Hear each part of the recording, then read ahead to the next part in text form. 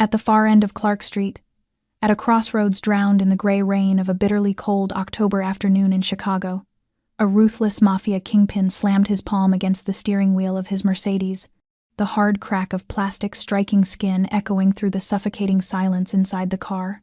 Michael Reed was so furious he barely recognized himself, his breath heavy and uneven as if something inside him were about to explode. He had just received word that someone within his organization had betrayed him, and in his world, betrayal always meant blood. The red traffic light blinked like a taunt, its harsh glow washing over the angular lines of his face, carving deeper into the rage burning in his steel-gray blue eyes. Then suddenly everything stopped. The fury, the static hum of the radio, the relentless tapping of rain on the windshield like a funeral drum, all of it dissolved in a single suspended moment. Because across the street, beneath a flickering street lamp and a curtain of misty rain, a woman was standing alone, selling small, rain-soaked bundles of roses.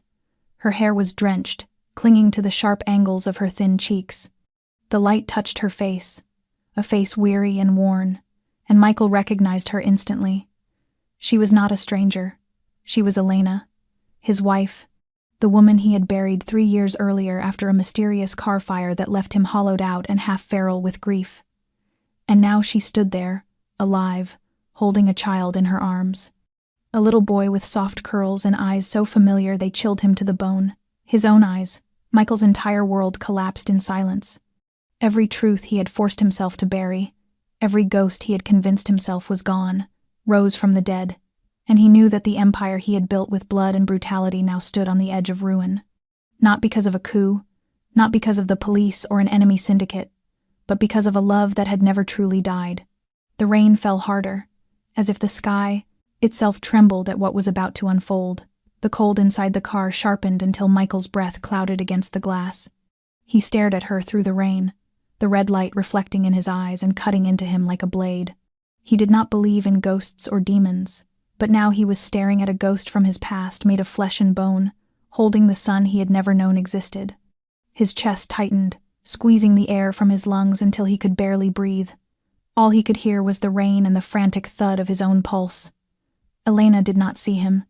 She bent down to smooth the child's hair, whispered something into his ear, then lifted her head again, offering another rose to a passing stranger.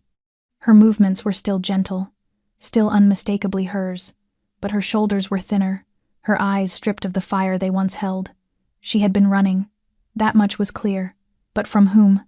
From him, or from something darker in the shadows of the world he ruled. Michael could not move, could not lift a hand.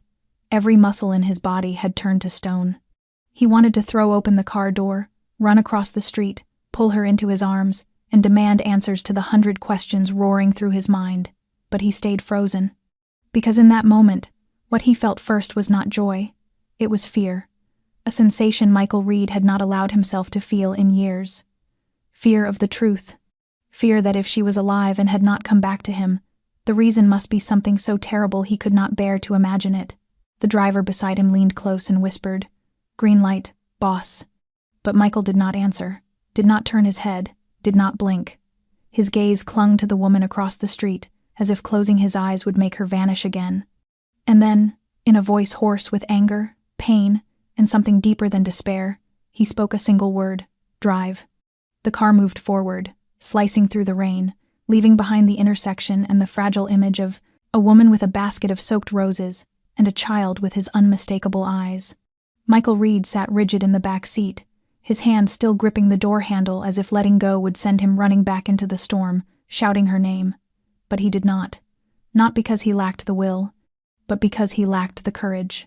For 3 long years, he had lived like a walking corpse, his soul buried with Elena the day flames consumed her car on an empty stretch of highway, leaving behind only a charred ring and a handful of unidentifiable remains. He had held that ring, knelt in the rain, and screamed like a wounded animal in the cold silence of the cemetery. He had vanished from public life, withdrawn into the shadows, and rebuilt himself into something colder, harder, unrecognizable even to his own reflection. No longer the man who knew how to laugh, to hope, to love, only the ruthless sovereign of Chicago's underworld. But now, with a single glimpse through the rain, everything he had, believed to be true, began to fracture. Elena was alive, and she had a child who, if he was not mistaken, could not be older than 5. Michael closed his eyes, trying to smother the storm rising in his chest. Impossible. This was impossible. Either the world had gone mad, or he had lived for years inside a lie crafted with frightening precision. The driver, silent for most of the ride, glanced nervously into the rearview mirror but said nothing. He was used to his boss's unpredictable rages, but this silence unsettled him.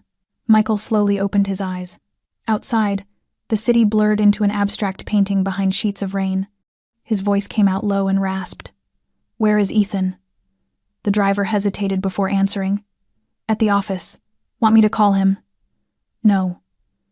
Michael turned his face back toward the window. He no longer saw the streets, only Elena and the boy. Every image cut like a shard of glass. The way she touched the child's hair, the way the boy clung to her arm. Those eyes, his eyes, cold, deep, always searching. It was no accident. It could not be coincidence. That was his blood. Theirs. Elena had not died, had not burned the way he believed. And that child was his son. The truth carved through his mind like a command, a truth too large to deny. But if she was alive, why had she not come back? Why had she let him drown in hell for 3 long years? Who had orchestrated this nightmare? Who was powerful enough, cruel enough, to stage her death so flawlessly that even he had been fooled? And if they had done that to her, they would not stop there. Some unseen hand had arranged everything, and that hand was still at work. Michael clenched his jaw, his breath sharp and uneven. He could not let emotion steer him. Not now. Not when a child was caught in the middle of this storm. He pulled out his phone and dialed a number he knew by heart.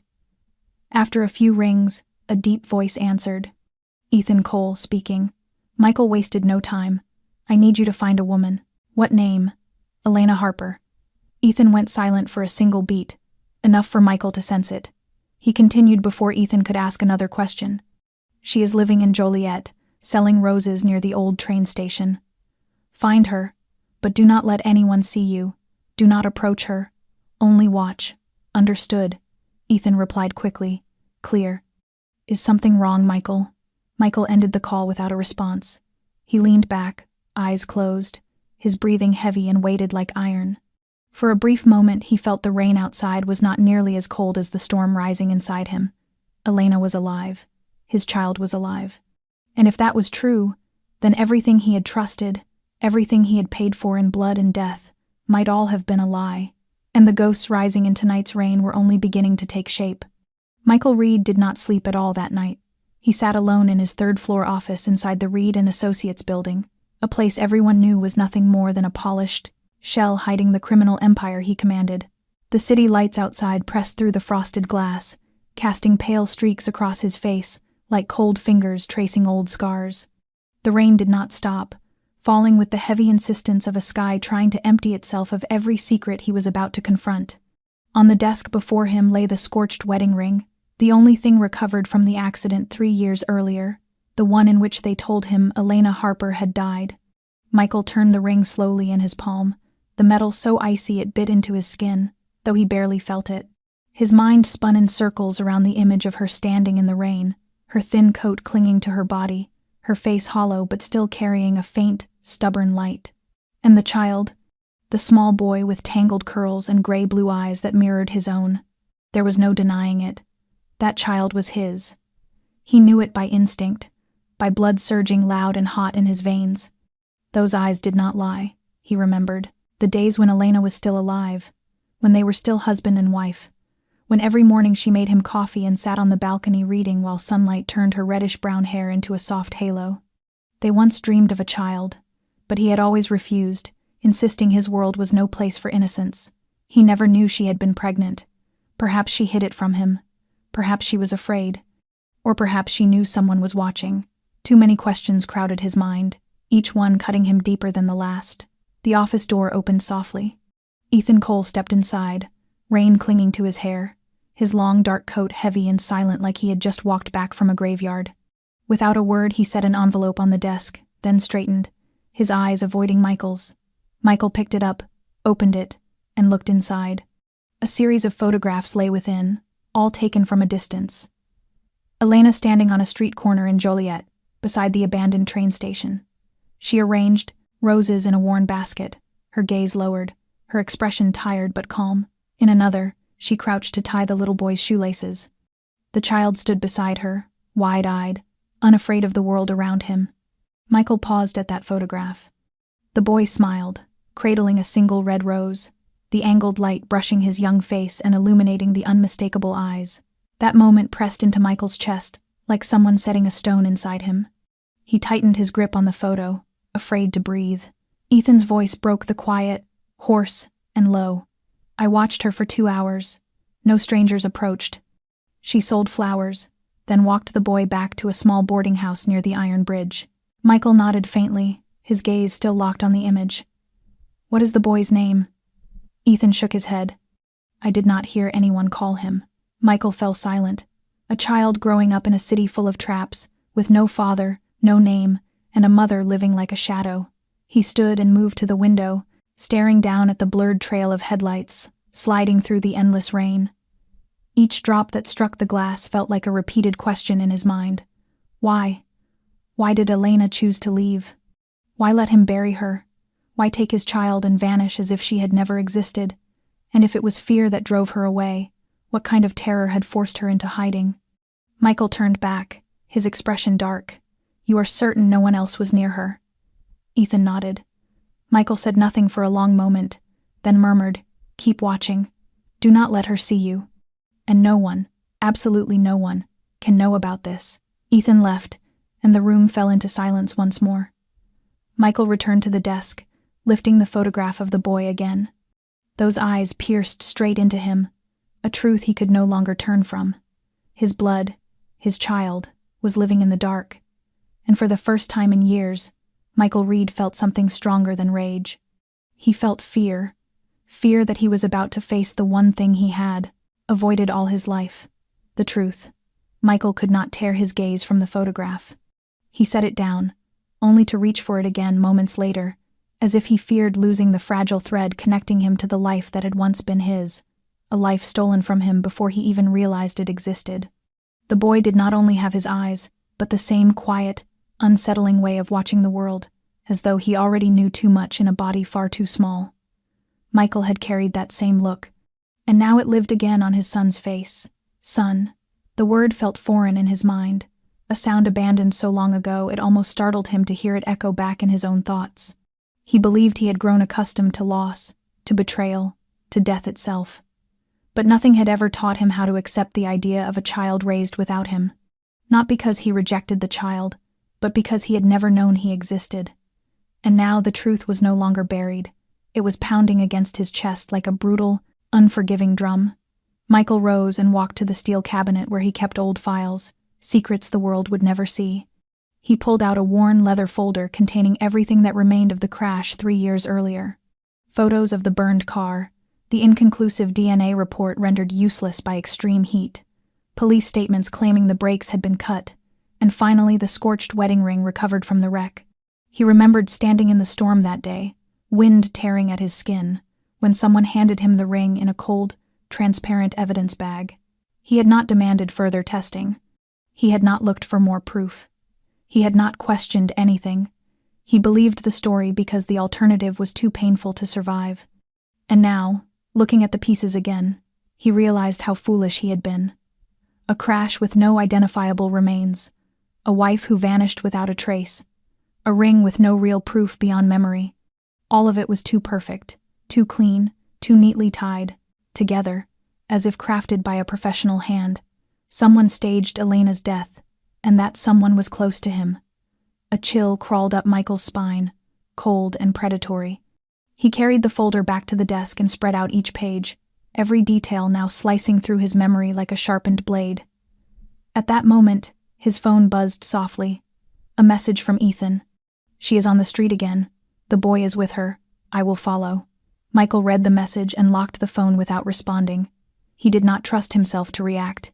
He needed time. He needed control. But his mind was unraveling. For 3 years, how many things had happened behind his back? How many enemies had he killed believing they were to blame? while the real architect watched from the shadows, quietly amused. If Elena was alive, if the child was his, then the foundation beneath his feet might be nothing more than sinking sand. The more he moved, the deeper he would fall. He leaned back in his chair, staring up at the ceiling lights as if answers might materialize from the cold, white glow. A thought struck him suddenly, sharp enough to steal his breath. If Elena did not die, where had she gone? Who helped her disappear? Who could construct such a flawless illusion of death right under his nose without leaving a trace? It could not be an outsider. It had to be someone within. Someone who understood the organization, who predicted exactly how he would react. Someone who knew his only weakness was Elena. And if that person was still alive in the dark, then she and the boy were not safe. Michael jolted upright, his eyes hard as steel. He opened the safe, pulled out his familiar handgun, and checked the magazine. He did not know when he would need it, but he knew one thing with absolute certainty. He once believed Elena was dead, and that belief had killed him. He would not let it happen again. Not when the truth was still festering beneath the soil someone had tried so carefully to bury. Michael stepped into the basement room, where no one else was ever allowed to set foot. There were no windows, only the harsh glow of cold fluorescent lights and rows of metal cabinets lining the walls. This was where he kept the things not even Ethan knew about. Not money, not weapons, files, forgotten pieces of a puzzle, handwritten notes from the days when his foster father was still alive, names, amounts of money, transactions that, if they ever fell into the wrong hands, would blow his entire world apart. He searched the third drawer up from the bottom and found an old black leather notebook. The cover was smooth from wear, the edges frayed as if it had been touched thousands of times. This was the notebook his foster father, Vincent Maddox, had guarded like his own life before vanishing from the radar more than 3 years ago. Everyone believed Vincent was dead. The police had found blood in his room, but no body. Michael had arranged a funeral without a corpse because that was what was expected. But deep down, he had always doubted. Vincent had never been the kind of man who went down easily, and now that he had seen Elena alive, every assumption about death felt like part of a cruel joke. Michael opened the notebook, and the scent of old paper and leather rose up like a whispered reminder from the past. Pages and pages of dense handwriting filled the book, the script firm and precise.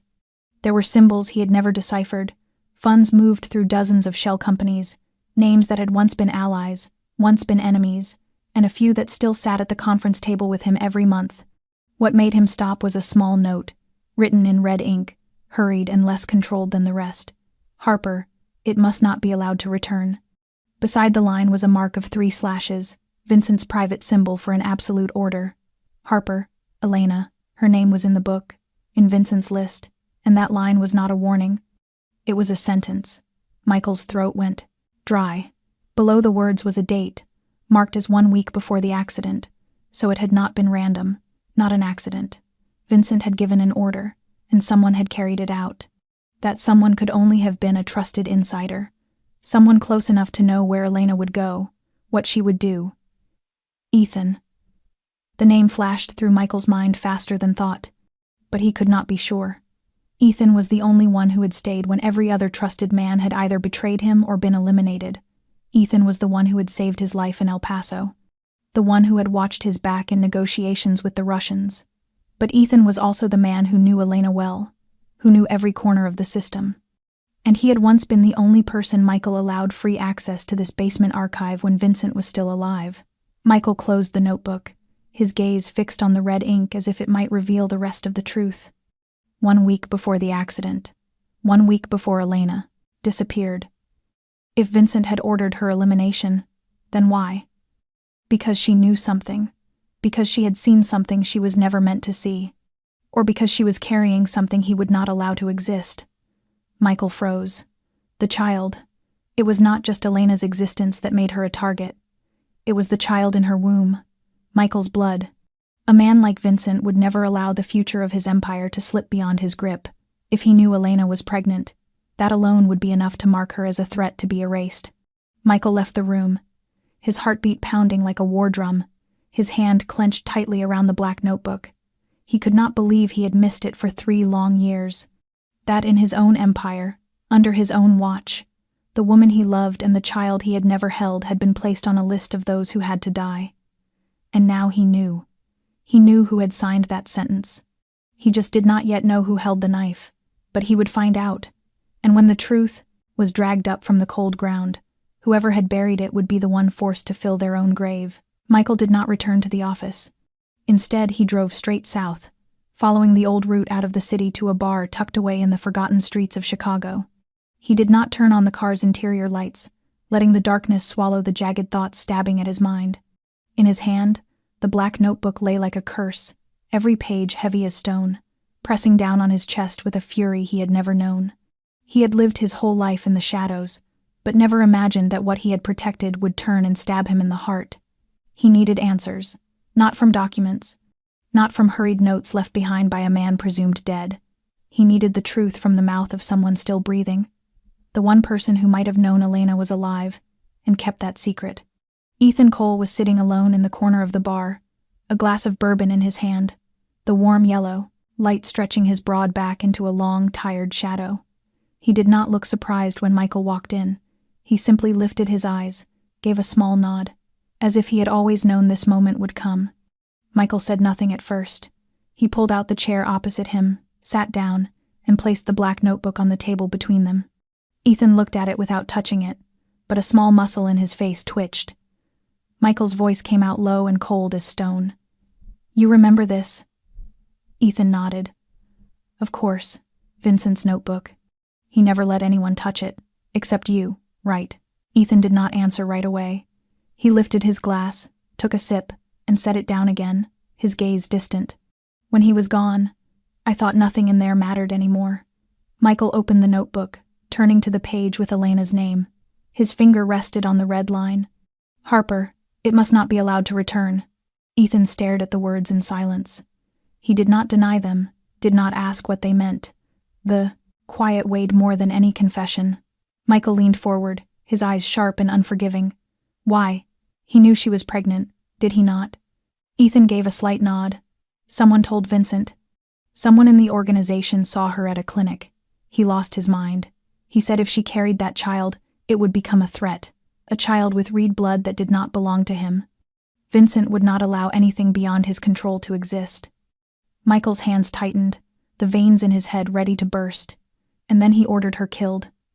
Ethan exhaled, his voice dropping. Not at first. At the beginning it was only surveillance, but when she disappeared for several days, he told me to find her. I did. I found her. She was in a small apartment near the Des Plaines River, her belly already large. I could not follow that order. Michael went still. His rage did not erupt into a shout. It settled into a deadly quiet. Ethan went on, his voice thick and heavy. I helped her leave the city, took her to Joliet, arranged a place to stay, false papers. Then I staged the crash, made a deal with the police, burned the car. I gave you the ring. The words slid into Michael's heart like a blade of pure ice. He remembered how he had gripped that ring until his palm bled, how he had held it when he buried Elena, how he had screamed her name in the rain like a man stripped of sanity. So all that time, Ethan had known. He watched Michael sink into the abyss, watched the torment eat away what was left of his humanity, and stayed silent. Michael stared at Ethan, his voice ragged but sharp as a knife. Why did you not tell me? Ethan met his gaze. Because if you knew, you would have gone after her, and if you found her, others would find her too. I could not protect all three of you. I could only keep her and the child alive. Michael did not blink. He did not tremble. But inside, something was splintering apart. He did not know what was worse, that Ethan had betrayed his trust, or that he had done it to preserve the lives of the people Michael loved. And deep in Ethan's eyes there was no plea, no excuse, no visible regret, only a tiredness that had been there for a very long time. Michael rose from his chair without another word. He left the notebook on the table and walked out of the bar, leaving behind a man who had chosen to carry the burden of all three of them. But as he stepped into the night, he knew one thing. Whatever the reasons, whatever the sacrifice, none of it mattered anymore, because now Elena was no longer safe, and if someone knew she was alive, then the child no longer had much time. The car moved through the night, its engine blending with the cold wind whistling through the narrow alleys of Joliet. Michael drove without direction, yet deep inside he knew exactly where he was going. The small rented room at the end of the riverfront street, the one Ethan had mentioned. A place with no name on the Underworld map. A place meant to be safe, though for Dudley, Michael, nothing in this world felt safe anymore. He did not call ahead, did not warn anyone, did not pause to weigh right from wrong. In his mind there were only two things left: Elena and the child. The only things in existence he could not allow himself to lose again. When he reached the mouth of the alley, he turned off the headlights, stepped out with his gun concealed at his side, his gaze drawn tight like wire. He cut across an empty lot where an industrial plant once stood, now nothing more than broken walls stained by time. The streetlight flickered weakly overhead. The rain had stopped, but moisture hung thick in the air, making the night feel heavy and close.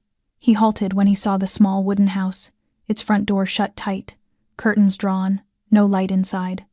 But he knew they were there, a certainty deeper than evidence. He approached, ready to knock, when a faint click sounded behind him. Michael spun by reflex, gun drawn, but too late. A shadow lunged from the corner, the muzzle flashing, and the first burst of gunfire tore through the silence like metal ripping metal. Window glass exploded, scattering shards across the ground like a spray of icy rain. Michael dove down the steps, dodging 2 more shots, then returned fire. 3 rounds hissed into the darkness behind the trash bins where the attacker had hidden. A groan sounded, then silence. But Michael did not lower his weapon. Pressing his back to the wall, his heart raged against his ribs. This was no robbery, no stray vagrant. This was a warning, or worse, an execution. He edged sideways, peered into the shattered window. Shadows shifted. A child began to cry, and then he saw Elena. She was crouched against the wall, clutching the boy, her eyes wide and terrified as she looked toward the broken glass. Her eyes locked onto his, and she froze in recognition. Michael. She did not say his name aloud, but her lips trembled, and the look on her face, the same look that had made him fall in love, years ago, was now carved with fear. Michael pushed the door open and stepped inside. Elena did not pull away, but she did not come to him either. The boy sobbed in her arms, his tiny hands clinging to her neck. Michael lowered his gun, his voice dropping, the gunfire gone, the fury gone, leaving only a trembling father standing before the one sacred thing he had ever been given in this life. "Are you and the boy hurt?" Elena shook her head, her lips dry and pale. "They came just now." "I could not do anything." Michael moved closer and knelt before them. The boy looked at him through tears, startled but not turning away. Those eyes stabbed into Michael again, making it hard to breathe. He touched the child's small shoulder, his voice shaking. "What is his name?" Elena swallowed hard and whispered, "Jacob." Michael pressed his lips together, pain and tenderness twisting inside him until it hurt to stand. "You should have told me." Elena shook her head, tears spilling over. "I was going to, but they knew. They watched me. If I reached out to you, you would have died. I believed that." Michael bowed his head. She had chosen to lose him in order to save him, and now she was the one hunted. He glanced around the room. A bullet lodged in the window frame, a shard of glass lying near Jacob's foot. No one would be safe here another minute. Michael stood, grabbed his gun. "We have to leave. Now. I have a safe place."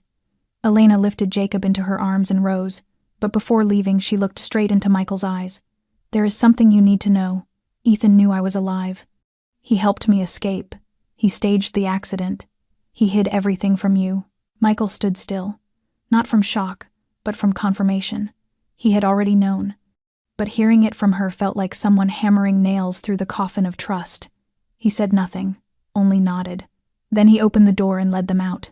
The night swallowed the 3 of them as they slipped away from the house marked by blood and broken glass. But Michael knew this was only the first shot. The real war waited ahead. Michael brought Elena and Jacob to a safe house on the western outskirts of Chicago, once used to shelter high-level witnesses in the most dangerous operations. A small 2-story structure of gray brick, hidden behind towering oaks and a locked iron gate. No one except him and Ethan knew of this place. But now even Ethan's name felt like a quiet blade lodged beneath Michael's ribs. He drove without speaking, his grip on the wheel white and shaking, his jaw clenched as fury built inside him with every mile. Elena held Jacob in the back seat, soothing him, her gaze flickering toward Michael through the rearview mirror. She said nothing, because she knew Michael Reed's anger was a storm. But this was no longer the anger of a crime lord betrayed. This was the fury of a father who had watched his son nearly die at the hands of people who once called him family. When they were inside, Michael gestured for Elena to lock the doors, draw the curtains, and stay upstairs with Jacob. He walked straight into the small weapons room behind the kitchen. His hand slid over guns, knives, magazines, and with each weapon he touched, Vincent Maddox's face rose in his memory, along with the red ink sentence in the notebook. Harper, it must not be allowed to return.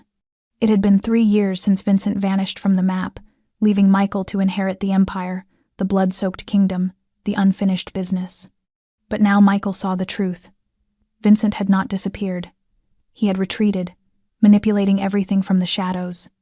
Elena alive, Jacob nearly killed, and Ethan knowing all of it, yet staying silent. This was no private secret.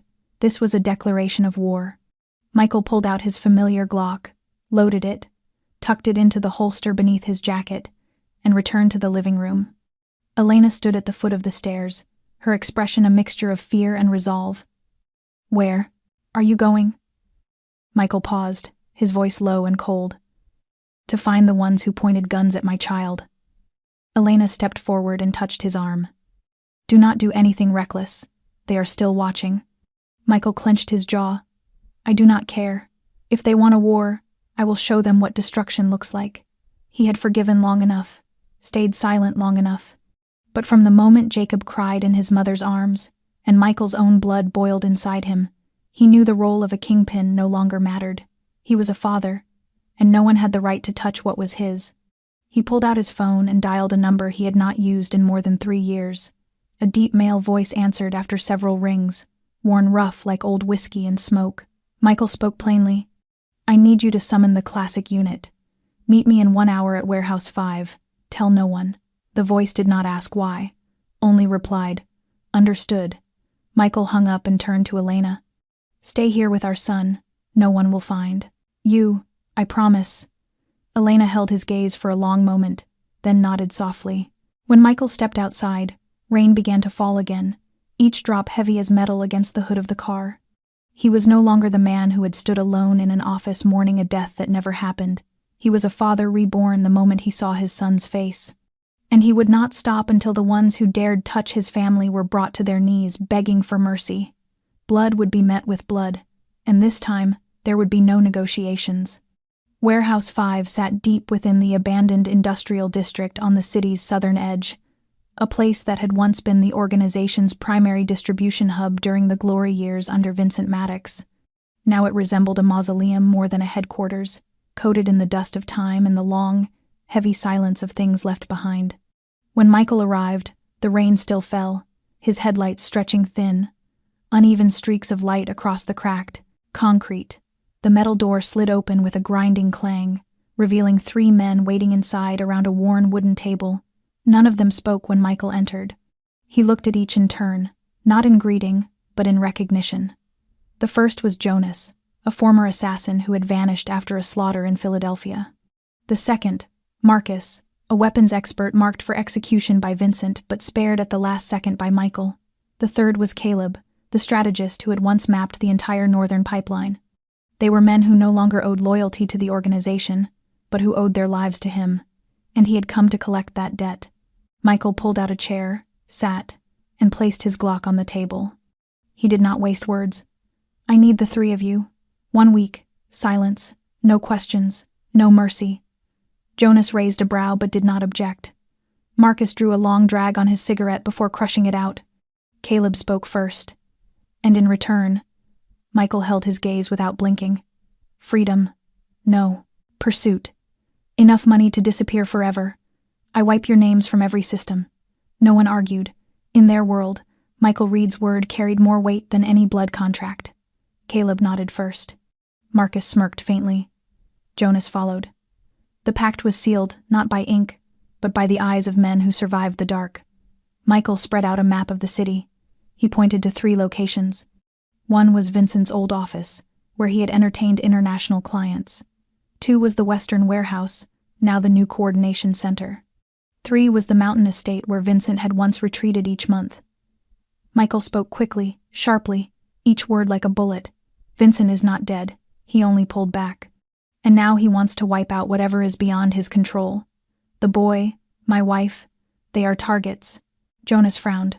Wife, boy. Michael did not explain. They did not need the details. They only needed to know the target was not a drug lord, but Vincent Maddox, the man who created everything and now intended to burn it down to rebuild it. Caleb narrowed his eyes. And Ethan, he is the only one left at your side. Michael's jaw tightened. Ethan will be dealt with after. The priority is protecting her and the boy. Marcus studied the map and murmured, if Vincent truly is alive and planning something, we will not have much time. He never waits long. Michael nodded. I do not need time. I need precision. We strike first, loud enough to drag him out. Jonas pulled a small device from his coat. I still have the code to track his old satellite link. If he is using that relic of a phone, we can find his location within a 500-meter radius. For the first time that night, a glint sparked in Michael's eyes. Do it. Caleb folded the map. 1 week. Then we disappear. Michael nodded. 1 week. No one knows you are alive. No one knows I met you. When Michael stepped back into the night, the rain had thinned, but the sky remained low and heavy, as if waiting for something to break. He knew. He had just forged an alliance with no road back, but he also knew that only men who had nothing left to lose fought without fear, and he himself had nothing left except a woman and a child trembling in the dark. Blood would spill. Death would come. But this time, he would not be the one burying bodies. The man who believed he still controlled everything would. The safe house where Elena and Jacob hid lay wrapped in a silence so fragile it felt like the walls themselves were holding their breath. After Michael left, Elena checked every window latch, every lock, then took Jacob upstairs and lulled him with the old songs she used to sing in the small house they once shared in the northern suburbs. But the melodies now felt as though they drifted from another world, a world she once believed she had lost forever. Jacob lay still, eyes half closed, but his hand clung tightly to her wrist, as if sensing the storm circling them. Elena brushed her fingers across his cheek, her heart tightening painfully. She could never have imagined Michael appearing like that, not as a memory haunting her, but in flesh and blood, with the same eyes yet a heart now carved by tempests. She had not expected him to find her on the very night she needed to stay hidden the most, and she never imagined the life she had protected for so many years would now stand at the brink of being erased by the very past she had loved and sacrificed for. In the kitchen, she wiped away the last faint drops of rainwater on the floor from the night before. The shards of glass from the attack remained etched into her mind. The gunshots, Michael's sharp breaths, Jacob's silent scream. She had believed that leaving that world behind would keep her son safe. But Vincent Maddox never let anyone leave. He never forgot, and he certainly never forgave. She remembered the night Ethan came to her. He had not hesitated. He had simply looked her in the eye and said, "You must disappear. For the child. For the child." Michael. Elena had believed him. He had helped her. But knowing now that Michael had been kept in the dark, that Ethan chose silence over truth, filled her with a quiet, cutting bitterness. He had stolen Michael's chance to be a father. And now, as everything unraveled, Ethan was the one she feared she could no longer trust. The kitchen light flickered once, then steadied. Elena startled. Instincts she thought had died roaring back to life. She checked the window again. Outside, the night was damp and restless, rain tapping the roof in heavy, uneven beats like a suffocating heart. Then she saw it. In the small backyard, something did not belong. A bouquet of red roses. Lying in the grass, no footsteps, no voice, no shadow. Just the roses, as if they had grown out of the earth itself. Elena opened the back door and stepped out, her gaze fixed on the bouquet. The night wind chilled her skin, tossing her hair across her face, but she did not brush it away. Barefoot, she crossed the damp grass. When she bent to pick up the roses, a small folded note slipped out. She opened it with trembling hands, 4 words written in smudged black ink. "His eyes are watching." Elena gripped the paper, a crushing tightness seizing her chest. She looked around, the trees swaying, the fence shivering in the wind. No one, but she knew. Someone had been here. Maybe still was. And this message was not meant just for her. It was a warning, or a threat. She rushed back inside, locked the door, pulled every curtain closed, and leaned against the wall, her heart racing. If Vincent had found a trace of them, if his men were toying with her like prey, then time for her and Jacob was slipping away fast. Roses, once her way of earning a living, were now symbols of a closing darkness. Flowers and shadows, blood and silence. Elena looked toward the stairs where her son slept, then tightened her grip on the note. Something was coming, and it would not arrive with guns alone. It would come, carrying a past that had never truly been buried. Michael's black car turned onto the red dirt road that wound deep into the northern pine forest, a place where sunlight never pierced the thick canopy and the air always carried the cold, damp scent of rotting wood. The cabin sat hidden in the heart of the trees, surrounded by tall pines like ancient spears guarding a buried secret. This was not a temporary refuge, but the last place Vincent Maddox had visited before disappearing from every system. A house with no address, no tax records, no trace on any satellite map. Michael stopped the car more than 100 meters from the gate, shut off the engine, and stepped out into the dimness. The shadows of the trees stretched long across the back of his coat, like spectral hands trying to pull him down into the earth. In his hand was a loaded Glock. In his chest, a knot of turmoil burned through every shred of reason. If any truth still existed in this world, it lived inside that house. He walked slowly toward it, each step falling on the bones of memory. He had been here years ago when Vincent still treated him as a rightful heir, when they sat by the hearth discussing strategy, loyalty, and the things never written in any ledger. Back then, Michael never understood why Vincent kept this place so isolated. Now he did. It was where he hid the things no one was allowed to know. The wooden door opened without a lock. Dust cloaked everything inside, the smell of dampness mingling with the faint scent of old ashes in the fireplace that had been cold for years. Michael entered without turning on the lights. The thin gray glow from the windows revealed everything exactly as it had been left. The familiar armchair, the old tea table, the unfinished book resting face down on the armrest. He moved to the fireplace, knelt, and ran his fingers along the stone beneath it. After several minutes, he found a narrow groove and pressed. A small click sounded, and a section of the wall released, revealing a hidden compartment. He reached inside and pulled out a small black metal box locked by a code. He entered 3 numbers, Elena's birthday. The lock opened. Inside lay a portable hard drive, several small notebooks, and a stack of photographs printed on film. Michael lifted the first one, his hand trembling. The first image was of Elena, taken weeks before she disappeared. She was exiting a prenatal clinic, an ultrasound document in hand, her expression tight with worry. A figure followed her at a distance. The next photograph showed Ethan speaking to an unidentifiable man, the two of them standing outside the apartment where Michael once believed Elena had died. Then came an image of Vincent, sitting in a dark room, signing a document Michael instantly recognized as an authorization for a purge. These photographs were not merely evidence. They were confessions whispered from the shadows. Michael looked at the hard drive, knowing it might contain names of the disappeared, the manipulated, and the deals that never saw the light of day. And among those names could be the one Vincent had planted beside him, the one still watching him, the one who might be dangerously close to Elena and Jacob even now. Michael packed everything into his bag and walked out, but he paused at the doorway. The cabin, once Vincent's hidden throne, was now nothing but a hollow corpse of decayed power. Yet the secrets buried inside were still alive, and bringing them into the open meant placing his life on the board. But he had already lost too much. Elena had lost 3 years living as a ghost. Jacob had been born into hiding, and now it was his turn to drag everything out of the dark, even if it meant sacrificing himself. Outside, the wind howled through the pines like the sighs of restless souls. Michael walked faster, clutching the hard drive, eyes fixed on the car. There was no time left for hesitation. The real war was about to begin, and it would not be for vengeance alone. It would be to save the last untainted piece of himself. Jacob. Ethan sat alone in the dim room on the upper floor of a small hotel at the edge of the western suburbs, far from the noise and further still from the trust he once held. In front of him sat a watered-down drink, a thin stack of documents, and the empty chair where Michael had once sat countless times before. Tonight, that emptiness felt like a chasm. Ethan knew he stood at a crossroads with no path back. He had chosen betrayal, though not for power or gain. He had chosen to protect Elena and Jacob. but he had never imagined Michael would uncover everything.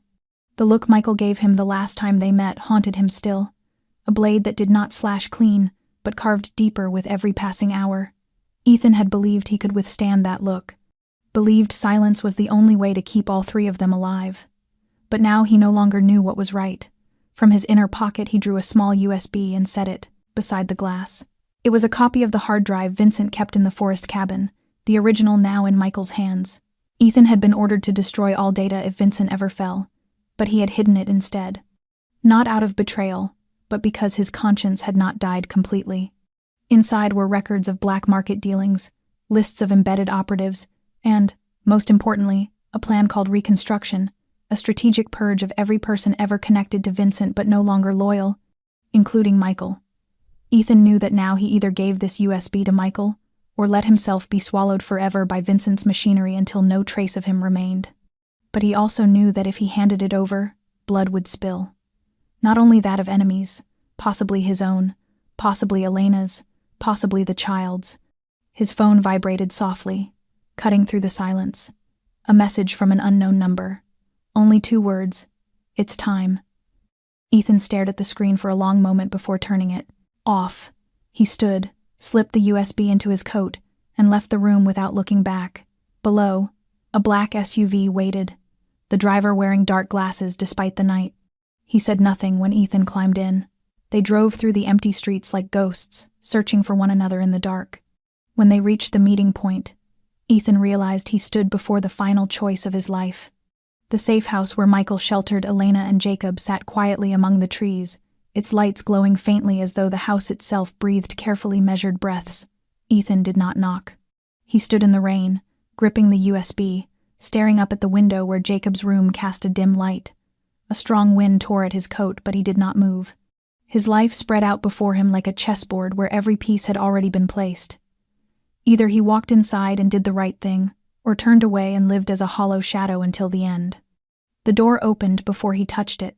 Michael stood there, eyes deep and unreadable, no weapon in hand but the look he carried sharper than steel. Ethan said nothing. He simply held out the USB. Michael did not take it immediately. He studied Ethan for a long, heavy moment, then nodded once. Not forgiveness, simply the acknowledgement that, though far too late, Ethan had still chosen the side of light. And sometimes, that alone was enough to begin the final act. The living room glowed under a pool of soft amber light, each shadow stretching long across the walls like old wounds that had never fully healed. Michael sat across from Ethan, his gaze fixed on the man who had once been his brother, the only person he had trusted down to the bone. Between them rested a wooden table, and on it the USB lay motionless like an explosive device waiting to be triggered. Elena was not in the room. She had taken Jacob upstairs the moment she glimpsed Ethan's face at the door, and perhaps her heart, too, was not yet ready to confront the man who had locked away the truth for 3 long years. Michael did not immediately open the files. He sat still, his hand loosely wrapped around a cup of cold coffee, his eyes pinning Ethan as if searching for something hidden beneath that calm exterior. Ethan remained motionless, his fingers interlaced tightly on his lap, his gaze lowered to the floor, though the slow, deliberate rise and fall of his breath betrayed the storm churning inside him. At last Michael spoke, his voice low, quiet, yet heavy with the weight of stolen years. Why? Just one word. Nothing more. Ethan lifted his head, his eyes rimmed with red not from tears but from years of silence pressing against him. He met Michael's gaze without flinching, and when he finally spoke, his voice was a hoarse rasp scraped raw by guilt. Because I owed you. I owed my life. I owed your trust. And because I did not have the courage to make the right choice. He paused, exhaled shakily, then continued. When Vincent gave the order, I thought I could stop him. Thought that hiding Elena would make everything quiet again. But I underestimated him. I underestimated the shadow he cast. And I overestimated myself. I believed I could keep everything under control. But the moment you found out, I knew I had run out of roads. Michael tightened his grip around the coffee cup, the faint burn in his palm, the only thing anchoring him against the fury simmering just beneath the surface. He waited. He knew the worst part of the confession was still coming. Ethan rubbed his forehead, his voice dropping lower. I met Vincent again. 3 months ago. He is not dead. He never was. He only withdrew to wait. I thought he was gone for good. But no. He came back with a plan clearer, sharper, and more brutal than ever. I do not know when he started watching Elena, but he knew about Jacob, and he gave me 2 choices. 1. Help him erase every loose end, including you, so I could return as his second in command. 2. Die. Michael stared at him, a slow constriction tightening in his chest. And what did you choose? Ethan let out a hollow laugh, bitter as ash. I chose to hesitate. I pretended to cooperate but stalled for time. I could not betray you again. I could not betray the boy. And once I realized that, I started gathering evidence. I went to the cabin in the woods where he used to stay. I copied the hard drive. I knew that only when you knew everything, every truth, every lie, would you be able to protect Elena and Jacob. But I also knew that by doing that, I was choosing a side. And now, I have nowhere left to return to. Michael rose slowly and walked to the window, staring out at the garden where Elena had once found a bouquet of roses lying in the dark. His voice came out without him turning. "Where is Vincent?" Ethan answered, with the resigned calm of a man prepared for whatever would follow. "He is in Pennsylvania, in an estate rebuilt over the old underground system. No one goes in or out without biometric codes. He is waiting, only for a signal from me to ignite the entire compound if he senses a threat to his secrets. And to him, Elena and Jacob are the greatest threat." Michael turned, and in his eyes was no longer the anguish of a betrayed man, but the cold, steady fire of someone who had seen the true shape of the devil. He walked to the table, picked up the USB, slipped it into his coat, then looked at Ethan for a long time. "There is no road back for you, but you can walk forward with me. This time, if you betray me again, I will not kill you. I will let Vincent do it, and you know exactly how he would." Ethan neither nodded nor shook his head. He simply stood, his expression not fearful but accepting, as someone who had already chosen his path. When the 2 men stepped out of the house, the night swallowed them not to hide them, not to erase them, but to illuminate their choices. And in Ethan's eyes, for the first time, burned a fierce resolve he himself had not known he possessed. Fire crackled in a night over an abandoned patch of land on the northern outskirts of the city, far from the center and from the electronic eyes of the organization. Michael, Ethan, and Caleb stood around the flames, each man quiet for a different reason. Smoke rose in twisting streams of gray, mingling with the wind's hiss and the dry rustle of leaves crushed beneath their boots. They had burned every printed document from the USB names, codes, locations, photographs, transaction records, passwords, everything, but the single digital copy Michael kept hidden where no one else could ever find it. Caleb broke the silence first. He glanced at Ethan, then at Michael. "Now we have the list, the plan, the blueprint of Vincent's movements. But he is still behind walls we cannot breach. What are you planning?" Michael did not answer right away. He looked into the fire, its light flickering in his eyes like reversed sparks tearing through his thoughts. His voice came slow and steady. "I will make him leave a fortress. If I cannot break the walls, I will make him open them himself. And he will only do that when everything he built begins to fall apart." Ethan nodded grimly. "Then we burn more, not just papers. We burn what he worships." Caleb lit a cigarette, inhaled deeply, then flicked a burning match into the fire. "There are 3 warehouses still active under false names. 1 in New Jersey, 2 others in Kansas and Nevada.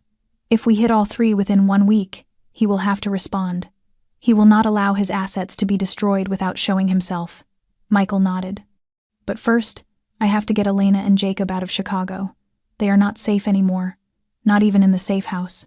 I have a cabin near Lake Superior, off-grid, no signal, no one knows about it. They will stay there." Caleb lifted his eyes, sharp and focused. "I can send guards, old ones, silent ones, men who once served Vincent but were betrayed by him. They will not switch sides." Michael gave a small nod. "Do it." Ethan stepped back a little, looking up at the dark canopy of trees before turning again. "There is something else I have not told you. Vincent is working with someone in the government. I do not know who, but if he pulls a part of the system to his side, when he falls, many will fall with him." Michael's hands tightened. "Then we make sure he falls hard. Not just falls, breaks." The fire flared as Caleb tossed in more old newspapers, its glow forcing their eyes into narrow slits.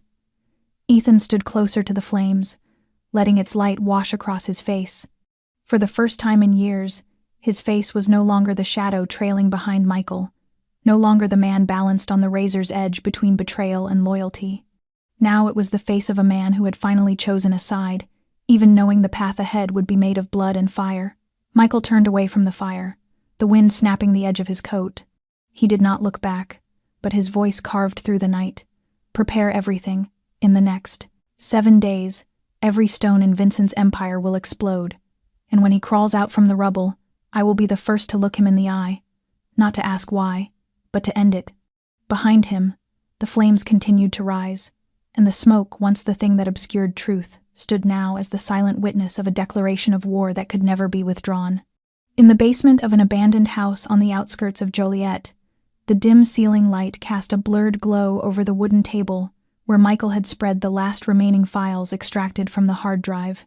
Each page was covered in names, identification codes, bank accounts, appointments, and locations encrypted with internal symbols that only members of the organization could decipher. Ethan stood beside him in silence while Caleb scanned line after line on his laptop, cross-checking each detail with the newly decoded data. Every name marked in red was another fragment of the chaotic mosaic Vincent Maddox had spent nearly 2 decades constructing, and now, with almost every shadow illuminated, one name still remained untouched. Michael pulled out an old handwritten letter tucked at the very end of the stack. The handwriting was shaky, uneven, clearly written in desperation. There was no signature, but the contents made it obvious that the writer had been someone on the inside, someone who had foreseen the coming purge and wanted to leave one final signal behind. At the bottom of the letter, a single line stood alone. The last keeper of the code is not in the system. He is Vincent's shadow. He is the final pair of eyes. Michael stared at that line for a long time, as if he were reading the history of his own life written back to him. The final pair of eyes. A man with no name, no file, no record, only a shadow. A blade resting at the back of his neck, one he had never noticed. Ethan stepped forward, picked up a photograph from the folder, and handed it to him. It was a covert snapshot taken at an auction in Philadelphia 4 years earlier. In the frame, Vincent was smiling as he shook hands with a tall, silver-haired man dressed like a politician, though his icy eyes belonged to someone who had seen too many deaths to ever fear them again. And behind him, nearly blending into the crowd, stood another man in a gray suit, his face indistinct but his eyes fixed directly on the camera. No one had noticed him then, but looking closer now, Michael felt his chest tighten. Those eyes, he had seen them before, not in files, not in photos, but in meetings, dinners, events that had seemed harmless at the time. Throughout the years when Vincent still ruled the underworld, the man had always stood there, unnoticed, unquestioned. A bodyguard, a driver, a logistics worker, he could be anything. But no one knew his name, and no one who might have known had lived long enough to speak of him. Michael sat down slowly, unable to look away from the image. Ethan asked softly, "You know who he is?" Michael did, not answer immediately. He closed his eyes, and memories surged like a film rewinding. One night long ago, when he and Vincent escaped an ambush by a hair, the man who drove their armored SUV through a blizzard had been this very shadow. Another time, when Vincent negotiated with partners from South America, the one who carried the briefcase into the room and vanished without a trace afterward, also him. He had no name. But he had a whispered myth that circulated quietly through the ranks. The whisper. No one knew the sound of his voice. No one had ever seen him angry. He did not kill with his hands, he killed with his presence. He was Vincent's eyes and ears. The final executor who existed outside all documentation, leaving no mark, no trace. Michael exhaled slowly, his gaze sharpening. If anyone held Vincent's biological key, it was him. If anyone knew Vincent's true location, it was him. Caleb looked up from the screen, tension roughening his voice. Where is he now? Michael rose to his feet, his eyes unwavering. I know where to find him. Then he looked directly at Ethan, and for the first time their eyes met without suspicion or bitterness. Come with me. If he is the final pair of eyes, then I will be the last thing he ever sees. Ethan nodded without hesitation. In the cramped basement, the fire in Michael's eyes smoldered like embers quiet, controlled, but capable of burning down an entire past. And from this moment forward, every step he took would be a step toward the end of a bloody era. The last shadow had surfaced. And he, a man once swallowed whole by darkness, would walk straight into it carrying fire. The sky over Pennsylvania had darkened into a curtain of black velvet, stretching across the horizon and swallowing every trace of life beneath it. And in that heavy stillness, an unmarked car tore down a narrow dirt road leading deep into what had once been an abandoned military outpost, now rebuilt into a modern underground estate where Vincent Maddox had retreated after faking his death and erasing every trace of himself from the world. Michael sat in the front seat, eyes unblinking, hands clenched tight around the steering wheel. Ethan rode beside him, holding the briefcase with the copied data and the device designed to break Vincent's biological access codes, stolen by Caleb's crew from one of Vincent's 3 hidden warehouses. Neither of them spoke during the long drive, because words no longer mattered. Only action remained, only the ending. The estate's gate emerged through the fog like a sleeping beast, silent but threatening. The automated identification system scanned the vehicle, responding to the forged signal they had prepared in advance, and within a few seconds, the heavy steel doors began to part, revealing the stone path descending into the underground structure. Michael guided the car forward, each passing yard weighing heavier on his breath as they neared the heart of the place where power and cruelty had once ruled unchallenged. When the car stopped, both men stepped out, each carrying a case. Though only one burden was truly heavy, the decision never to turn back. The main door opened by fingerprint, but Ethan was ready. He placed the decoding device on the panel, and after a short sequence of sharp electronic chirps, a soft click sounded like the house itself had granted them passage. They walked inside. No guards. No alarms. Only an eerie silence, as if Vincent had always known they would come and had been waiting. The long corridor, its stone walls cold and unforgiving, led to a final steel door that had once served as a control bunker, now reshaped into the private chamber of the man who had commanded an empire from the shadows. When Michael pushed the door open, the first thing he saw was not Vincent, but an old portrait hanging on the wall, an image of his younger self standing beside Vincent during an organization gala. The eyes in the portrait stared back like a whispered reminder. You were once the chosen one. Now you are the destroyer. Then Vincent appeared. He did not step out of darkness.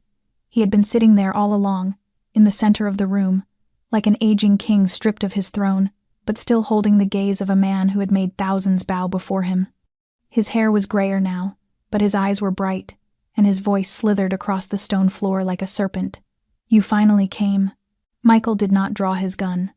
He only stared at the man who had been a mentor, a father in everything but blood, the man who had shaped him, then tried to erase him. He asked, Why? Vincent shrugged. Because you slipped out of my control. I thought you would be a better version of me, less ruthless, more calculating. But you grew something I could not allow. A heart. You let that woman ruin everything. And the boy, he is the anchor dragging you under. I gave you a chance. You refused. Now you come here thinking you can end me. Michael stepped closer, not thinking, knowing. Vincent let out a tired laugh. I do not need to live forever, but do not fool yourself into thinking you will leave this place. I set the kill order. When my heart stops, this room becomes a tomb. Ethan took the decryption device from the case and set it on the table. Not if we change the code. You control nothing now, not even your own death. Vincent fell silent. For the first time, a flicker of fear crossed his eyes. Michael pulled his gun, but he did not aim at Vincent's head. He aimed at the chest, where Vincent's heart still beat with the last remnants of power. He did not want Vincent's final words to be a threat. He wanted them to be an admission.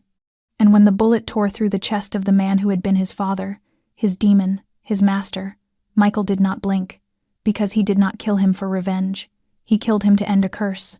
The room stayed still. No explosion, no alarms, only the fading smell of gunpowder and the final breath of a dying empire. Maddox had returned, but only to die. Inside the frigid chamber where Vincent Maddox had just taken his final breath, Michael stood motionless within the stillness that followed death. No alarms blared. No self-destruction sequence ignited the way Vincent had threatened. Nothing remained except the corpse of a decayed empire collapsing in complete silence. Ethan knelt beside the body, pressing 2 fingers to Vincent's neck to be certain. No pulse, no breath, no lingering threat from the man who had manipulated the world from the shadows for nearly half a century. But Michael knew well that the death of a snake's head never guaranteed peace. He pulled out his phone and opened an encrypted channel. Caleb's voice came through sharp, controlled, urgent. "I got the signal. Location confirmed. Is Phase 2 starting?" Michael did not hesitate. "Begin."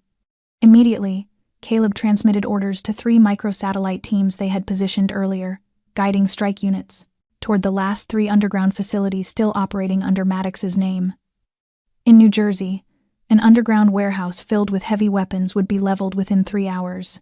In Kansas, a covert biological lab posing as a pharmaceutical research center would have its entire database extracted and fed into federal investigation networks. And in Nevada, a crypto exchange hub used to wash millions in dirty money would have every account drained and every transaction made public on the dark web. Each strike was designed like a precise blade slicing through the final nerves of a dying monster, ensuring no regrowth, no resurrection. Michael turned to Ethan. "We have 15 minutes to get out. Once word leaks that Vincent is dead, the wolves that fed on him will come looking for blood." Ethan nodded and swept the remaining documents on the table into the fireproof bag he had prepared. He knew that even in death, Vincent had loyalist men who owed him, men who lived by him, men who would kill to preserve the myth of his invincibility. When they stepped outside the underground estate, the night was just as dark as when they arrived, but the menace was gone. Only a heavy quiet remained, like a funeral shroud draped over the end of an era. The car sped away in silence. Ethan watched the trees blur past the window, then asked quietly, "So now what? We go back?" Michael did not turn. "No. We do not go back. We go forward. Phase 2 is not an ending, it is a cleansing. When the head falls, the hands still move. We make sure no one can lift the sword again." Ethan said nothing. He understood, and for the first time, he did not feel like a man trying to atone. He was part of a storm wiping away everything that had swallowed the people he loved. Michael tightened his grip on the wheel, eyes fixed on the faint band of dawn on the horizon. But inside him there was no sunrise, only a promise he had yet to fulfill. Elena and Jacob were waiting, and he swore the past would never, again, knock on their door. Phase 2 was action. Phase 3 would be freedom, and freedom, as he had learned, never arrived without blood. On a snowy hill near Lake Superior, where Michael's cabin hid deep within thick pines, Elena stood in the kitchen stirring a pot of gently simmering soup, while every nerve in her body listened for sounds outside. Jacob sat on a chair coloring a blank sheet with wax crayons, his innocent face almost surreal against the tension of recent days. He did not understand what was happening, only that his mother held his hand too tightly and told him that if a siren sounded, he must crawl under the table without a word. She had practiced that with him 3 times a day, like a ritual of survival. The wind outside shifted. Branches scraped against the windows like the past knocking to break in. The warm scent of burning wood filled the room from the fireplace, but a small sound too deliberate to be wind, too steady to be branches, made Elena freeze. Footsteps, not one set, several. She crept to the living room, pulled back the curtain just an inch, and saw them. 3 figures climbing the snowy path. One wore a black mask and a long coat, a gun hanging loose at his side. The other 2 had earpieces, listening to instructions from somewhere far away. Elena backed away, pulse hammering, then rushed to Jacob, whispering into his ear, "Under the table, sweetheart. No talking, no crying, no moving. Mommy will come for you." Jacob nodded, tears trembling in his eyes but not panicking. He had learned his lesson. Elena grabbed the handgun Michael had left behind, her hands shaking but her eyes sharp. She had promised no one would ever come near her child again. Not ever. She turned off every light, pressed her back against the wall near the entryway, where she had a clear line of sight to anyone who entered. The footsteps grew louder. The door was locked, but only with a latch. They did not try to break it. They burned it. The smell of gasoline seeped through the cracks like a warning. Fire flared on the front porch, pressing heat against the wood as if anger itself had been set alight. Elena retreated, threw a wet blanket over the side door near the kitchen, then grabbed Jacob from under the table and ran toward the back. But flames had already crawled across the rear exit. Smoke rolled in from the floor, sliding through the smallest seams, swallowing the air. She coughed hard, eyes burning, but did not loosen her grip on her son. A sudden noise erupted from the basement. The hidden door behind the bookshelf swung open. Ethan appeared like a specter, his face streaked with mud and frost, a long gun in his hands. "Come with me, now. No questions." Elena simply nodded, clutching Jacob as she followed him down into the basement. The moment the door shut behind them, gunshots shattered the cabin above. The intruders were in. Ethan led them through a narrow escape tunnel beneath the cabin, emerging into a weather-beaten shelter halfway down the slope, a place Michael had once built as an emergency route no one knew existed. By the time they reached it, the daylight had dimmed, and behind them thick plumes of smoke rose into the sky, the cabin burning like a pyre for the life Elena had tried to protect. But she did not look back. She held Jacob close, her only focus on his small chest rising and falling. Ethan contacted Caleb over the radio. "They found us. 3 men, 2 down. 1 escaped north." Caleb answered sharply, "I'll handle it." Ethan lowered the device and turned to Elena. "Michael is on his way. He knows." She nodded, tears spilling silently. Not from fear, she was long past fear, but from the unfamiliar feeling of not having to protect everything alone. Someone was fighting beside her now. The distant fire painted the sky red, a warning of battles yet to come. But the path ahead was no longer a doorway to hell. It was the road where every ghost would finally be confronted. Elena held Jacob's hand tighter, her heart steady. Fire could take the house, but it would not touch her heart, not ever again. A pale gray dawn settled over the cold pine forest, the thick fog draping itself like a thin morning veil around the small shelter where Elena and Jacob had escaped the night's inferno. The scent of smoke still clung to the air, though the flames had been extinguished hours earlier, leaving only faint columns of steam rising from the charred foundation of the cabin that had once been their final place of safety. Michael walked slowly across the carpet of dry leaves, his boots coated in mud and ash, his face carved not with the hardness of a crime boss, but with the raw, quiet relief of a man who has found his family again after surviving a storm that tried to take everything. He stopped when he saw Elena sitting on the wooden step, her coat wrapped protectively around Jacob as the boy slept in her arms. They were whole, they were alive. He exhaled a long breath, one hand pressing against his chest as if to steady the part of him that still feared this was only a fragile dream. Elena lifted her gaze at the sound of his footsteps, and in that brief moment their eyes met and spoke everything words never could. She gently laid Jacob on the small bed inside, then stepped out and wrapped her arms around Michael, holding him in a long, trembling embrace, as though 3 years of loss and agony had finally melted away into a nightmare fading with the morning fog. There were no tears, no accusations, only silence after the storm, a silence so deep it felt as if the world had stopped to let them breathe again. Ethan stood a short distance away, leaning against a tree, his gaze fixed down the narrow path leading toward town. He did not interrupt their reunion. Some moments demanded the presence of shadows, not people. Caleb approached from behind, holding a wrinkled sheet of paper, the final fragment salvaged from Vincent's files, a handwritten ledger, detailing the last anonymous financial accounts of the organization. He handed it to Michael, his voice low. "This is all that's left, and it's the final lead. If you want to end everything, this is where you go." Michael scanned the page, folded it, and slipped it into his pocket. But he did not respond immediately. He turned toward Elena, meeting the steady gaze of a mother who had survived terror and refused to be broken by it. She nodded, understanding that his fight was not done. But this time, he would not walk into the fire alone. "We go together, no more being torn apart." Michael rested a hand on her shoulder, then looked to Ethan and Caleb. They nodded as well. Each of them knew the storm might have passed, but its debris still lurked beneath the ground, waiting to rise again. They had to uproot all of it, down to the final poisonous stem, so that no new Vincent could ever grow from the ashes. An hour later, the group left the shelter. Jacob was secured safely inside the small armored vehicle Caleb had prepared, his head resting against his mother's shoulder as he slept. The road ahead was silent. No one spoke. Only the sound of tires rolling over packed earth, wind whispering through tall pines, and the quiet breathing of people who understood they were approaching the final chapter. As they took the last bend leading away from the forest and toward the open highway, Michael glanced back at the place that had once been a home and was now nothing but a heap of blackened timber. He felt no grief, because what mattered had survived: his family. In the quiet after the storm, something painfully real yet deeply alive stirred within him. A reminder that he was still human, still capable of choosing something other than violence, not vengeance, closure, final, unshakable closure. As the car merged onto the highway, a glowing green traffic light appeared at the intersection ahead. Michael sat behind the wheel with Elena beside him, and Jacob asleep in the back seat.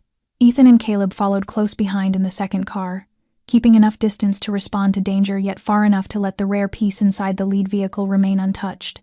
No one spoke. They simply moved forward, leaving behind ashes, blood, and years of grief. The green light was more than a signal, it was a symbol. One path had ended, a new chapter had opened. No more Vincent. No more organization. Only people who had once been victims learning to live as survivors, and those who had once been lost choosing, finally, to walk with their own true steps. In the back seat of the second car, Ethan watched the horizon, his hand resting lightly on a worn notebook filled with shaky handwriting.